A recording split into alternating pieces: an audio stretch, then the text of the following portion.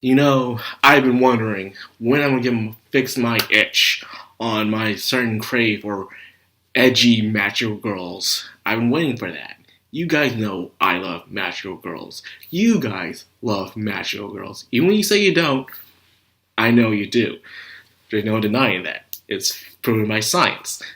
Now, what I have a little special treat for you guys. I have been reading this one for as much as I can because most of it's still in raw for some freaking reason. No translations or even um, not many books out at Barnes and Nobles or Books a Million. So I've been trying my best to read it. But this is Magical Girl Spec-ops Asuka. Yes, this is probably one of the first Magical Girl series that actually makes sense. It really does. Now imagine, because when you usually watch a Magical Girls show, they're always trying to keep their powers in secret, their identity in secret, but yet they're always doing these flashy powers, and no one's there to see it. That makes no sense to me at all. Yeah, there are times where they can freeze or erase memories, but even then, there's still cameras and stuff like that in the outside world. So, like I said, it makes no sense. So, of course, a power like this will be discovered. And, of course, a power like this will be discovered, guess who's going to claim it? The freaking government. And that's exactly what happens. But after, there's a lot more to it. An actual lore, an actual explanation of why the girls have the powers and why they need it in the first place. Yes, there is. And, oh my god, it makes a lot of sense, too. In a way, it kind of reminds me of Magical Girl Raising Project. If you read the books and not just watch the anime, you'll understand a deeper meaning to that show. But that's a tale for another day. What I'm here to tell you is about this show. Now, apparently, a long time ago, these evil, cute creatures called the deists would come around and they would just destroy humanity. First, they came from another world where it was trying to destroy fairies, but they aimed towards the human world. Now, with the humans and the fairies having the same kind of common enemy, they decided to work together to vanquish them once and for all. So, by doing this, of course, the purity of girls and their powers, girls are mostly used for most rituals, even in the human world, for sacrifices, for priestess, for mikus, and all that stuff. Girls are mostly used because there's very close power to the spiritual world. That also includes magic as well, through their strong emotions. So when a girl is given a cute little creature, they are able to summon and become a magical girl. And with this, they train these girls. The military themselves took these girls, so they're not just out there with magical powers and all of a sudden kicking ass. No, they trained with their powers. They learned what their powers could do, and they learned a way to utilize those powers by training, basic military, actually special ops military training, actually. So yes, these aren't your typical magical girls. They're not just strong just because they just gain powers and stuff like that. In a way, they do what Yuki Yuna was doing, where they were training while they had their magical powers at the same time. They're doing the same thing, but they're cranking it up to 11. And boy, oh boy, I mean, these girls have some abs, they have some muscle, and everything. And so the show pretty much tells you what happens before the present time of the show, giving you a good explanation, a ground play of the world they live in. The humanity knows about magical girls. They are seen part of the military unit. So because of that, they're not scrutinized. They're not vigilantes or anything like that. They are under government control, but their faces are known to the public. Which is weird because some special ops people's faces aren't even known at all to the public because it could really harm some serious information out there. So I'm surprised they even let their identities to be known like that. I would let them wear masks just in case so they can live their peaceful lives. So of course with this, originally there were 9 magical girls, but thanks to the war to destroy the deists, there only remained 5 in the end. And because of that, humanity found peace after destroying the great leader of the deists. However, that is incorrect. Now, thanks to the discovery of magic and magical girls and the power of the Dias, humanity are now trying to find ways to find remnants of those powers and utilize it for their own selfish needs. Highest bidders going under the black market, kidnappings, all kinds of crazy stuff I bet is happening under the ground while people out here are just living their everyday lives, trying to find some way to use that power that was once used during the Great War. However, our main character, Asuka, is not whatsoever wants anything to do it. She had her fair share of fighting and losing friends. In fact, it shows it very well as Asuka's character. She has PTSD. You know, she used to be walking on the street one day and she sees someone in a nice mascot uniform. It could be a teddy bear, or squirrel, or whatever, just talking to a kid, passing out a balloon. In her eyes, it could bring back some flashbacks of because the Dias were cute creatures that would do some very demonic things. And therefore, she would feel uneasy.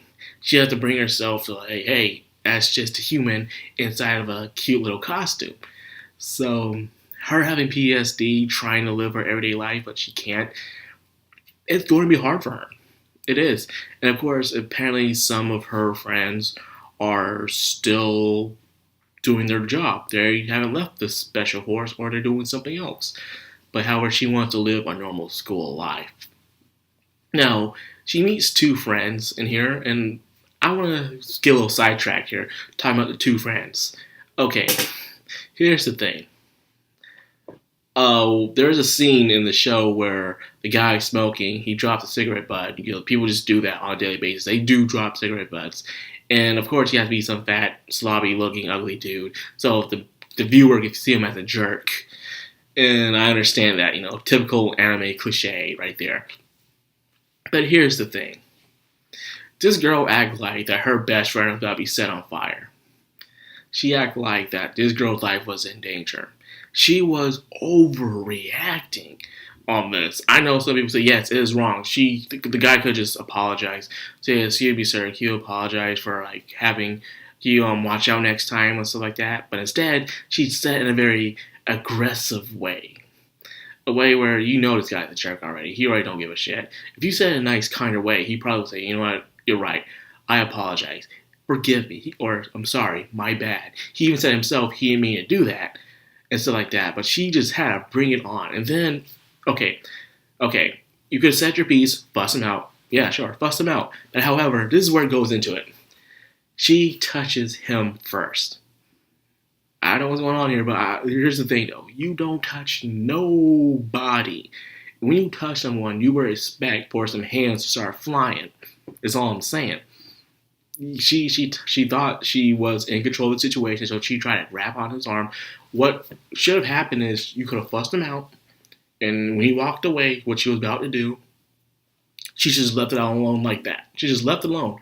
But no, instead she wanted to be like little Miss Hot thing and try to touch him, and now he got pissed off. I'm sorry, but despite how much I know this guy's a total douchebag, you still don't have the right to put your hands on this dude. So what happens next to this dude also pisses me off. She pushes him back. He didn't know how strong the push was. You know, people react to things. When you get touched aggressively, you're going to have a very aggressive reaction. That's how it is. Action, reaction. So when you touch someone like that and you're getting aggressively touched, your first thing you're going to do is like, hey, what are you doing? You're going to do that. And he said himself, you did it by grabbing him. Made sense. One, she should have touched him. So what happens next is dude pisses me off. Asuka comes in, pulls him down, does a maneuver, and think about breaking his arm and stuff. Like, whoa. No. I don't agree with that, man. I know this guy is a douchebag.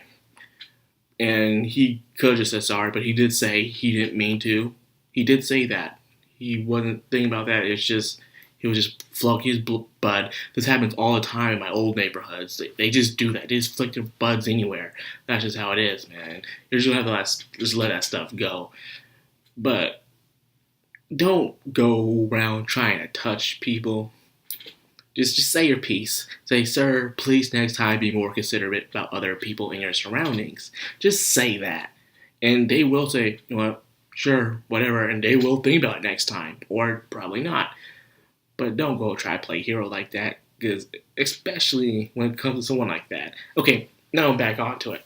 Back on. I just want to say that how that part right there just kind of made me upset because that dude didn't deserve to be attacked like that because he didn't start the fight. The fight could have ended. Anyways, back on topic. My little personal rants of things. Now, Asuka is a girl who is trying to get out of the craziness that was her previous life back in middle school, where she has met so much sacrifice, even losing her parents.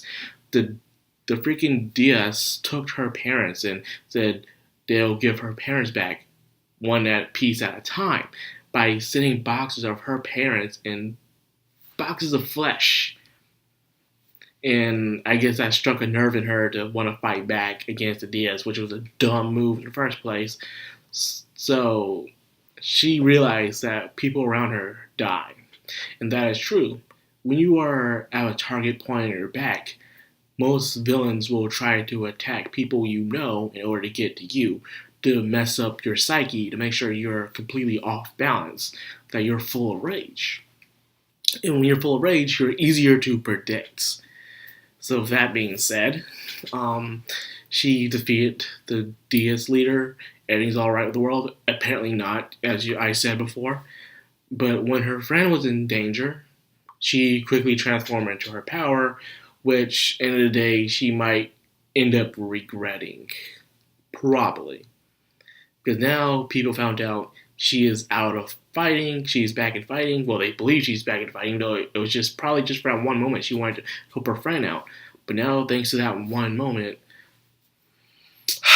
she's pulled back into the game. She's back in the game. Her friends know what she is. Everyone knows what she is now, and her life is just going to be more spiraling out of control now. And my heart goes out for Asuka. Asuka, I mean. She really does just want to have a normal life, but someone like her is not destined for a normal life, unfortunately. And it sucks, but that's what she has to do. She'll have to continue to fight for the sake of humanity. Even though humanity has its ugly side, she will do everything she can to find the good side of humanity. So yes, so far I really enjoyed it. This was a very good first episode. It wasn't as edgy as Magical Girl's side or ridiculous or anything like that. This one made sense. A lot of sense. Think about it. If there's going to be a magical power out there, it's obviously going to be discovered. It's going to be utilized by the government. And you'll use those girls to train, become great special op units. It makes perfect sense. The funny thing is I had this conversation back in high school years ago. I'm like, it makes no sense how these girls just do what they do and no one catches on to them. Someone must catch on to them, found them. It's only the natural thing. I had this conversation years ago in high school, and guess what happens? Someone made a manga about it, and now it's an anime. Jesus Christ. It's just it's amazing how people out there can think the same thing. And eventually one of those people are going to take that thought and make something out of it. Me, I could have done something about it, but I didn't feel like going into that territory of Magical Girls. I'm the guy who likes to sit down and watch Magical Girl shows, not make them. Leave that to the professionals. Well, anyways, I enjoyed it. I hope you guys enjoyed this anime that I will be reviewing for the rest of this season of winter 2019. So if you enjoyed this video, like, comment, subscribe, and hit that bell icon so you get notified. Macro Anime, signing out.